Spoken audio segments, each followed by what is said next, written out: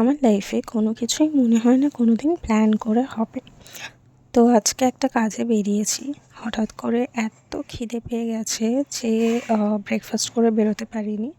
তো সেই জন্য দাদা বৌদি দেখে দাদা বৌদিতেই ঢুকলাম, কারণ আশেপাশে আর কিছু পেলাম না।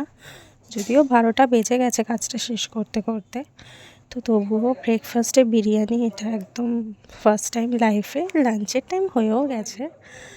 তো ঢুকেই আগে একটা স্টার্টার অর্ডার করলাম, টিক্কা কাবাব। খুবই ভালো ছিল। আমি দাদা বৌদির এত রিভিউ শুনেছি খারাপ, যে আমি খুব টেনশনেই ছিলাম যে জানি না কীরকম হবে। যদিও আমি ব্যারাকপুরেরটা খেয়েছি, আমার ভালো লেগেছিলো। সোদপুরটা ফার্স্ট টাইম, কিন্তু আমার সত্যি বলছি ভীষণ ভালো লেগেছে।